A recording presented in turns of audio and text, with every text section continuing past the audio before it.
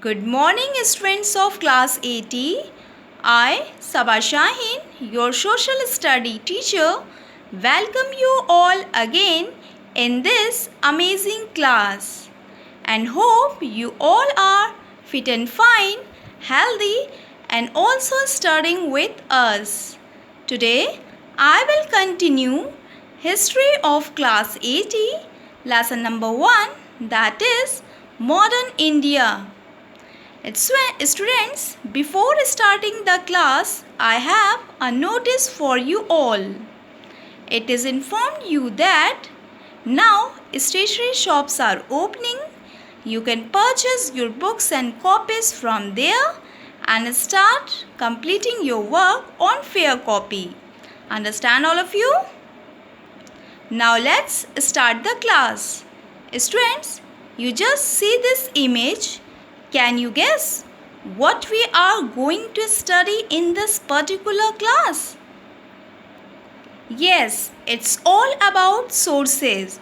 And today in this class, we will learn about modern period and sources. Okay? Now, our first topic is modern period. The term modern period refers to recent times. The modern period did not begin simultaneously in all parts of the world. It began first in Europe and in India around the mid-18th century. Now let's talk about some defining features of modern period. How this period is different from previous period. We all know that modern period is started from mid-18th century. It is generally known as the starting point of the modern period. Okay? Some defining features of the modern period are scientific progress, industrialization, colonization, urbanization or growth of cities. But we can't give a particular date for that, or we can't say that from this date this whole changes are started in our country. So these changes are slow. These changes are the defining features of the modern period. Modernization and colonization. Modernization created a growing need for various kinds of goods and resources in Europe. Some European countries explored other parts of the world and established trade settlements at many places. Gradually, they established political control over large areas around their trade settlements. They used the resources of these areas to fulfill their own political, military, and economic needs. This process came to be known as colonization. Now let's come to the source materials. Let's come to the sources. Archaeological sources are less comparatively important for this period. Source material types. First is primary, or second is secondary. Primary includes books, articles, newspaper, reports, etc.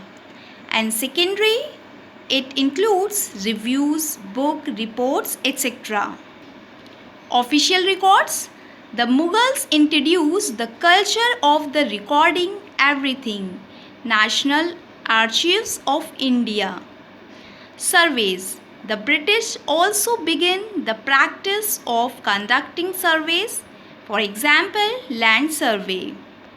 Now next is other sources. Other sources include personal diaries, newspapers, books or newspapers covering ideas and feeling of political leaders and social reformers, journals, reviews, editorials and articles in newspapers and magazines. popular booklets, stories, poems, and novels, etc. The above mentioned literacy sources majorly serve as sources of the history. The modern period in India is associated with the establishment of the British colonial rule and a fight we put against it. Rise of nationalism in India, which ultimately leads to India become a free nation. So students, this is the end of the chapter, and now it's time for the homework. You all have to learn about modern period. Okay? Now students, again I repeating that now stationery shops are opening.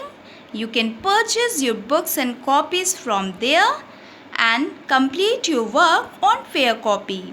Okay, clear everyone? So with this I end my class today. Enjoy your day. Keep on learning throughout the day. Have a good day. Bye students. Take care all of you.